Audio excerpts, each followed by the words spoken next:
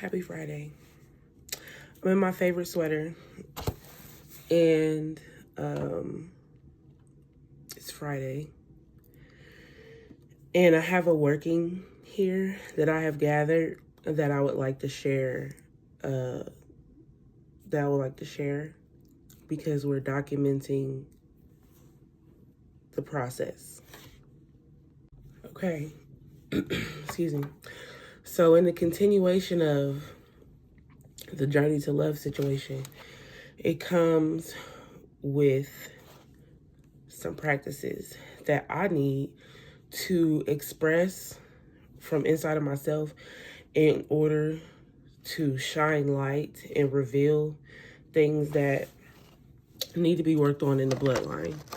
So, and just basically just being myself, being my kid, like my childlike self, and expressing creativity and sharing, and it's hard to explain because, like, if you know me, then you know what I'm trying to say. But I thought it was very interesting to come across this post by Aquarius Maximus, and she mentioned that people who could be labeled schizophrenic or multiple personality disorders should use dolls and work with dolls so that that energy doesn't have to get in the body, in your mind. You can give somewhere for it to be. And I was like, I thought this was so interesting because during the last, I will say, a lot of my practice, at least since 2018, I have enjoyed creating dolls, just like using yarn. Like when I was little, I used to always have a lot of stuffed animals, a lot, and I could see how it comforted me to have a lot of stuffed animals. So I think I want to get back into that.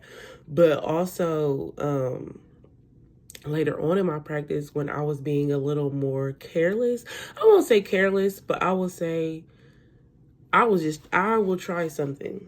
So I tried to channel and put energy into a teddy bear, and it worked. And it was crazy. I mean, it wasn't crazy, but it was like, that's a story for another day. And so now that I have like stepped away from the majority of my practice since moving back into my family's home, and since recovering from having knee surgery in June, so it's been 6 months post knee surgery, and it is a recovery. I'm healing every day. I'm getting better, so that's all I can ask for. But I stepped away from doing a lot of these things. One, because I was not doing it for the right reasons, and it was really just for me to practice, right? It's really just for me to practice and know what I'm doing, for me to get here now, because now it's like, oh, we know what we're doing. And I say all that to say, I got a doll to use in my practice to help me, because, like, although I don't believe that I'm schizophrenic, I can definitely see how I have the tendencies. Yeah, I can see how I have the tendencies. So I want to use this doll in my practice in order to just help me be calm and help me not to hear so many, things throughout the day that could be a distraction. Okay. Next, I want to read a passage from this book, Toys, Amazing Stories Behind Some Great Inventions, by Don Wolfson. This is a book. I found this book I was at like a food giveaway, and they have free books there. And look, here go 999 right here. 999, you know what that means. Yeah. And I was going through it. I made up a game with the book to where I used to do all types of just practice stuff just to see. So I used to have my friend, and we would like talk inside the book and ask the book like, show us this, show us that. Who is this? Or we would just be having a regular conversation, and I would be doing this naturally, and I'd be like, hold on a minute, and the story would relate to what was going on. So I'm like, oh, this book is a method of divination. Like, I need to hold on to this. And I eventually came to the dolls section. I know I talk a lot, but it's okay. So I'm gonna read the doll section. I just haven't read this. It's gonna be my first time reading it in the years that I got it. So, the earliest dolls were for the dead. Found in the 3,000-year-old Egyptian tombs, they were called board idols or paddle dolls. And they were made from flat pieces of wood carved into human form. Wooden or clay beads were used for hair, facial features, and clothing were painted on. Board dolls were buried with adults as well as children. Their purpose was to accompany the deceased on their journey of the spirit world. This custom replaced an earlier, much more grisly one, burying slaves alive with their masters. This custom replaced an earlier, much more grisly one, burying slaves with their masters. Okay. The belief was that the slaves would continue to serve and protect their owners in the afterlife. Okay.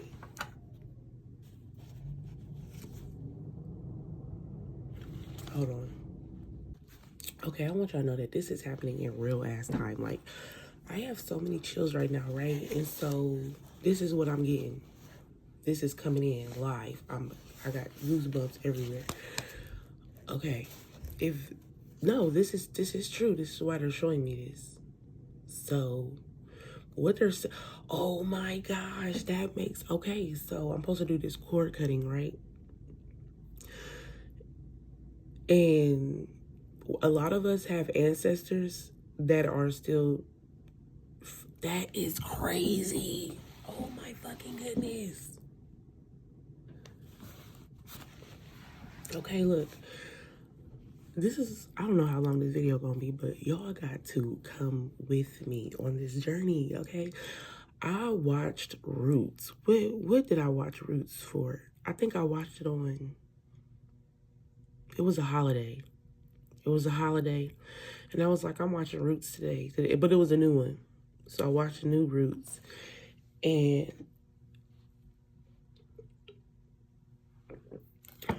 basically, it was me watching Roots because I already do heavy ancestral work. So what? This is 5, 4, 18. This is going on 6, 7 years in the practice, 2018. So I've been working with my ancestors that long. So me watching Roots was a way for me to connect with my ancestors that were slaves. And I think that from whatever holiday that was until now, they are telling me that they need cords cut from their slave. And it's not just my ancestors. They're like, do it on a large scale. Do it on a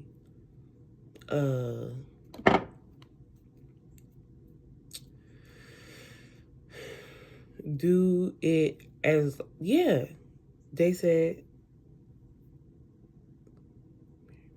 So how will we do this? Burying slaves alive with their masters. And I know that would probably really fucking happen. I know it did. You have to be specific.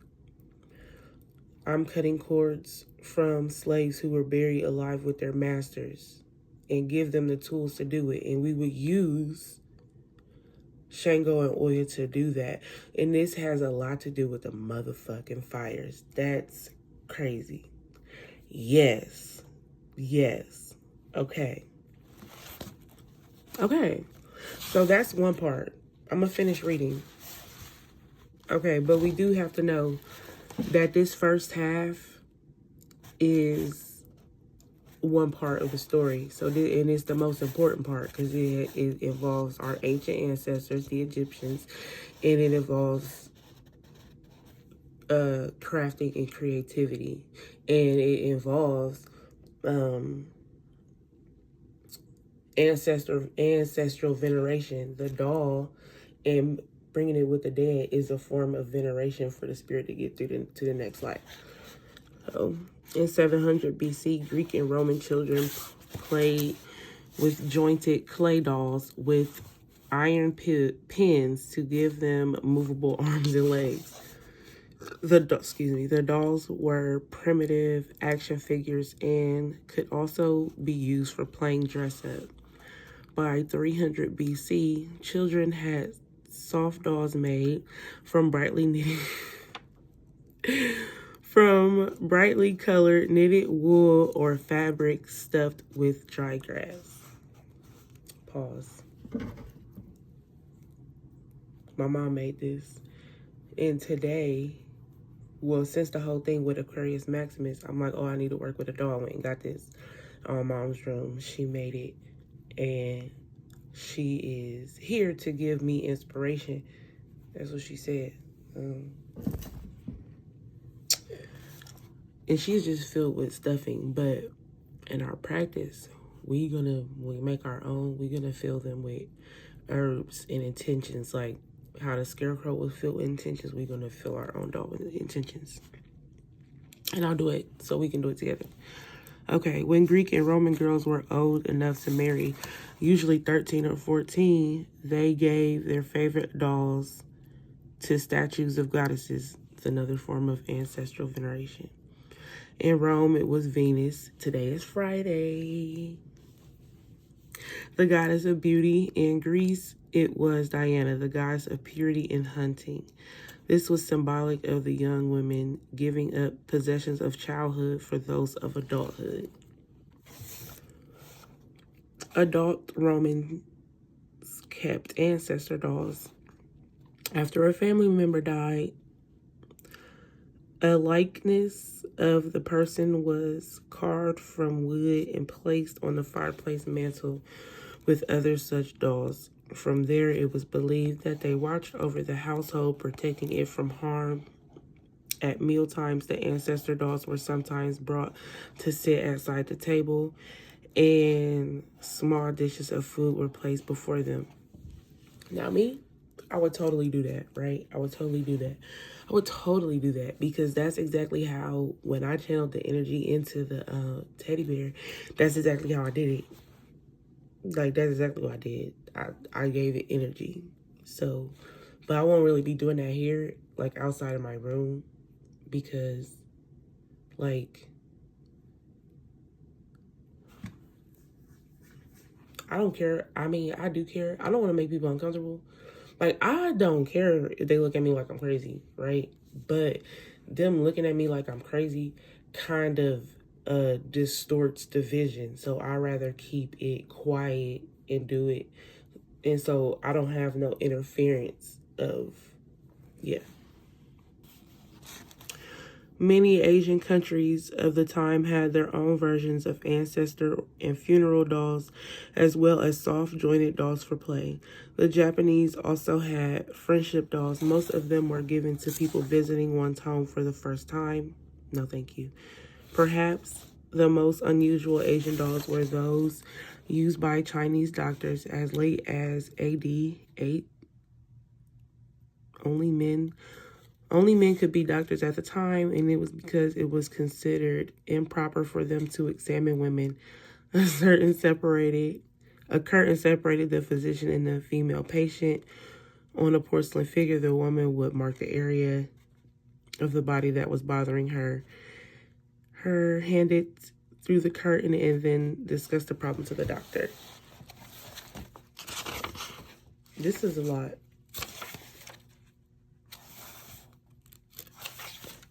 We're going to save the rest for another time because we really got all the information that we need.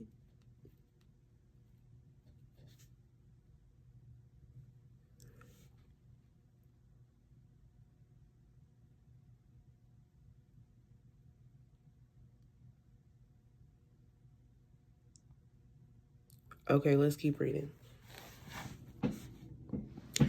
During the Middle Ages, many dolls were religious in nature. In Europe, they were of the Christ child or the Virgin Mary. At the same time in Africa, this is a lie. At the same time, at about the same time. See, this is the thing. This is when you gotta know to separate the truth from the lies, because this is not true. At about the same time in Africa and the West Indies, voodoo dolls were used in religious rites based on sorcery and the casting of spells. We all know that voodoo is way older than Christianity. So there's that. The Hopi and other Native Americans created Kachina dolls, personifications of spirits believed to carry people's prayers to the gods. Like, all of this is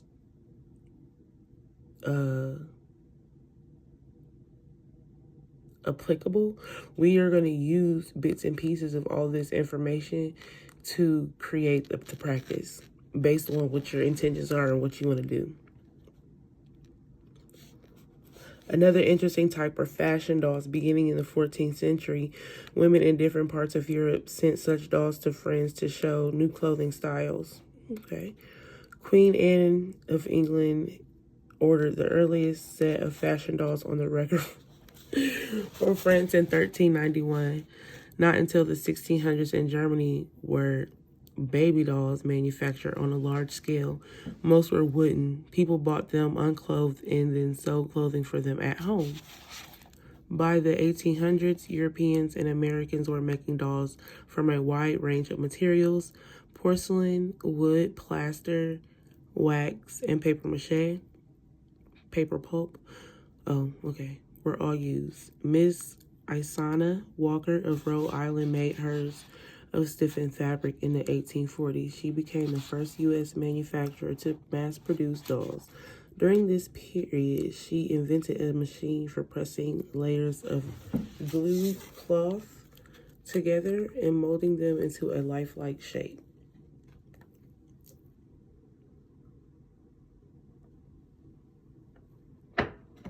By the late 1800s, many dolls had glass eyes.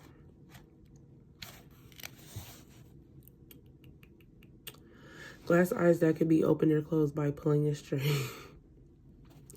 Some made hair of wool or animal fur, witchcraft.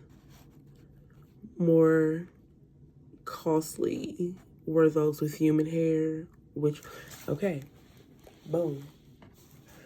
More costly were those with human hair. So literally, like, there are deities and gods and our spirit guides and stuff who do like to use us as dolls, right? And that, look, they do. They like it. Like, I know people be like, oh, you shouldn't wear weave or makeup. No, you should do what the fuck you want. Like, you should, if you like wearing weave, you should wear weave. But you shouldn't neglect your own hair.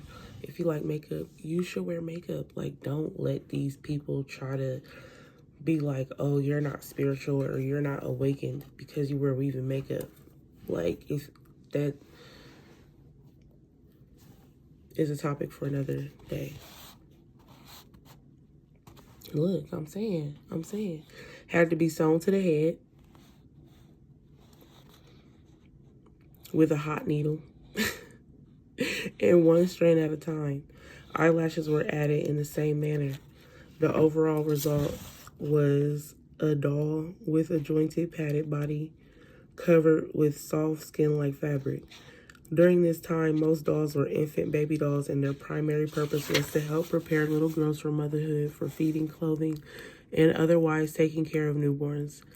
The famous author Victor Hugo even suggested that the first child a woman has is a continuation of her last doll. I believe that. I believe that. I believe that. By the 20th century, dolls had been invented that could talk, walk, or even dance a tune of the music box inside their bodies. More and more were being made of rubber and celluloid or plastic. In 1910, American artist Rose O'Neal, look, 1910, my birthday is 9/10. My last name starts with Rose. I'm just saying, just synchronicities. Created the Koopy doll by using her baby brother as a model. The comical little doll. It's like its real life counterpart. Always had a tuft of hair at the top of his head. Such dolls were given as prizes in carnivals, fairs, and amusement parks. During the same era, U.S. companies began offering dolls as advertising premiums for a given number of box tops or labels. Kids could send away for Aunt Jemima. Look, they put it in our face. Or Campbell Kids dolls in the Campbell Soup Company. From the 1930s on, comic book movies and television shows gave rise to character dolls such as dolls to mate in the likeliness of well-known political figures, entertainers, and cartoon characters such as Donald Duck, Batman, and Zorro. Barbie What a Doll, introduced in 1959. Barbie was a hit from the start, and she soon became the top of the selling doll in history in the world. Same, prefer making her own dolls. The pictures of girls cover magazines. It said make believe baby Barbie was a young adult feisty. They got all the bitches wanting to be Barbies these days. Look, instead of a make believe baby, Barbie was a young adult, feisty, pretty, and ready to take on the world. Fuck. Immortalizing their daughter's name, they called it the Barbie doll. In 1961, the handlers came out with boy doll can, the sign ratios, and some can to Barbies. Barbies and a flight attendant astronaut. I'm just skimming through because we could go on, and I'm gonna stop right there. So this was a lot of great information, right? As far as just knowing how to take our practices.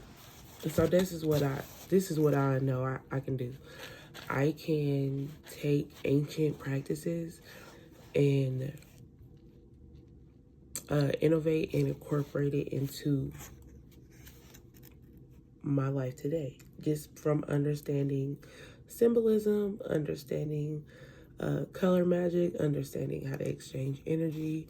So we're definitely going to be using this doll to...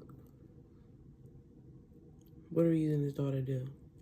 Well, she said she's here to inspire. She already told me who it was. There's already... See, my mom made this doll, right? My mom made this doll. She don't have a shirt right now. My mom made this doll, but in holding this doll, that's another way my gift works. When I touch something, I can pick up the energy from it, or I can like hear it, basically. And my mom made this doll, and it's actually my mom's grandmother, whose energy, my mom, like, when you do any type of creativity or craft, your ancestors are working with you anyway, whether you know it or not. Like, this is just any old doll to my mom. But to me, it's just like, oh, okay, this is one of our ancestors. Like, so, yeah, and I didn't know her. Like, I didn't know my mom's grandmother. So she would have been my great-grandmother. I didn't know her. She died before I was born. And, I think they used to say she was mean, but maybe she wasn't mean. Maybe she was just, doing the best that she can. We'll see. I'll be learning more. I'll be learning more. And yeah. But I want to share that today. I hope if you resonated, that's cool.